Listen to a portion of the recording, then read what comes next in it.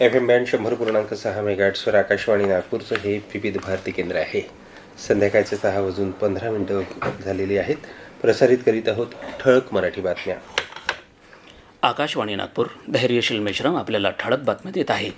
राष्ट्रवादी काँग्रेस पक्ष शरदचंद्र पवार गटाचे नागपूर शहराध्यक्ष दोनेश्वर पेठे यांनी आपल्या पदाचा राजीनामा दिला आहे.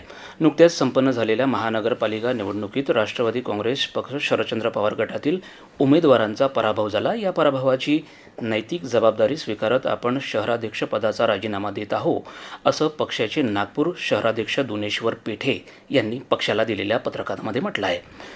नासा या अमेरिकेच्या अंतराळ संशोधन संस्थेनं आपलं नवीन शक्तिशाली चंद्रयान प्रेक्षकांपर्यंत पोहोचवलं आहे. फेब्रुवारीच्या सुरुवातीला हे यान 4 अंतराळवीरांना चंद्राच्या कक्षेत घेऊन जाईल आणि 10 दिवसांच्या प्रवासानंतर ते परत येईल. मुख्यमंत्री देवेंद्र फडणवीस यांनी अमेरिकेचे भारतातले राजदूत सर्जिओ गौर यांच्याशी चर्चा केली. मुंबईत मुख्यमंत्र्यांच्या वर्षा निवासस्थानी झालेल्या बैठकीला अमेरिकेचे कॉन्सुल जनरल देखील उपस्थित होते. राज्यात अमेरिकन गुंतवणुकीला प्रोत्साहन देण्यासह उभयपक्षी सहकार्याच्या विविध मुद्द्यांवर यावेळी चर्चा झाल्याचं फडणवीस यांनी समाज माध्यमावरच्या संदेशात म्हटलं आहे.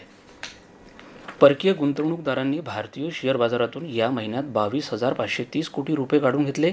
याच कालावधीत परकीय कर्ज रोख्यातील 5,143 कोटी रुपये गुंतवणूक बाहेर पडली आहे.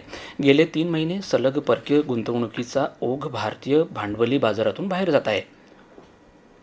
डॉक्टर पांडुरंग सदाशिव खानखोजे यांचे विचार तरुणांपर्यंत पोहोचवण्याची नितांत गरज आहे, असे प्रतिपादन प्राचार्य विशाल रांगणे यांनी केलं.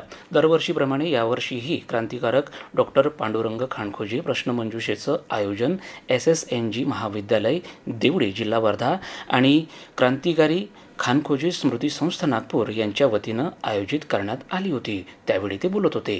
याबरोबर हे ठळक बातमीपत्र संपलं. यापुढील ठळक बातमीपत्र रात्री 8:42 विविध भारतीवरून प्रसारित केलं जाईल. नमस्कार.